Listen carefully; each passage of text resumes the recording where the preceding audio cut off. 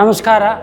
S CARES ಮತ್ತು ನಿವೃತ್ತಿ ನೌಕರರ ಸಂಘದ ಸಂಯೋಗದೊಂದಿಗೆ ಉಚಿತ ಆರೋಗ್ಯ ಶಿಬಿರ ಮತ್ತು ಸಮಾಲೋಚನೆ ಶಿಬಿರವನ್ನು ಏರ್ಪಡಿಸಿದ್ದಾರೆ. ಇವತ್ತಿನ ಶಿಬಿರದಲ್ಲಿ ಸುಮಾರು 300 ಜನ ಆರೋಗ್ಯ ತಪಾಸಣೆಯನ್ನು ಮಾಡಿಕೊಂಡರು. ಆ ಸಿಬ್ಬಂದಿಗಳು ಬಂದಂಥ ಡಾಕ್ಟ್ರುಗಳು, ಪರೀಕ್ಷಕರು ಭಾಳ ಸಹನೆ ಮತ್ತು ತಾಳ್ಮೆಯಿಂದ ಪರೀಕ್ಷೆ ಮಾಡಿ ಶಿಬಿರಾರ್ಥಿಗಳಿಗೆ ಯಶಸ್ವಿನ ಉಚಿತ ಆರೋಗ್ಯ ವಿಚಾರಣೆಯನ್ನು ಮಾಡಿ ಅವರಿಗೆ ಸಲಹೆ ಸೂಚನೆ ನೀಡಿ ಮೆಡಿಸಿನ್ ಸಹ ಕೊಟ್ಟರು.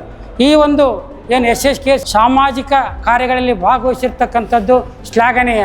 ಇವತ್ತು ಶಾಮನೂರು ಶಿವಶಂಕರಪ್ಪರು ಸ್ವರ್ಗಸ್ಥರಾಗಿದ್ದರೂ ಸಹಿತ ಅವರ ಕುಟುಂಬ ಇಂಥ ಒಳ್ಳೊಳ್ಳೆ ಕಾರ್ಯಕ್ರಮಗಳನ್ನು ಹಮ್ಮಿಕೊಂಡಿರುವುದು ನಮಗೆಲ್ಲರಿಗೆ ಹೆಮ್ಮೆಯ ವಿಷಯ ಮತ್ತು ತುಂಬ ಸಂತೋಷವಾಗಿದೆ. ಅದೇ ರೀತಿ ಇವತ್ತು ನಿವೃತ್ತ ನೌಕರ ಸಂಘರು ವಯೋನಿವೃತ್ತಿ ಹೊಂದಿದ್ದರೂ ಸಹಿತ ಸಾಮಾಜಿಕ ಕಲ್ಯಾಣಕ್ಕಾಗಿ ಇಂಥ ಕಾರ್ಯಕ್ರಮ ಏರ್ಪಡಿಸುವುದು ಒಂದು ಶ್ಲಾಘನೀಯವಾಗಿದೆ. ಅವರಿಗೂ ಸಹ ನಾನು ಕೃತಜ್ಞತೆಗಳನ್ನು ಸಲ್ಲಿಸ್ತೇನೆ.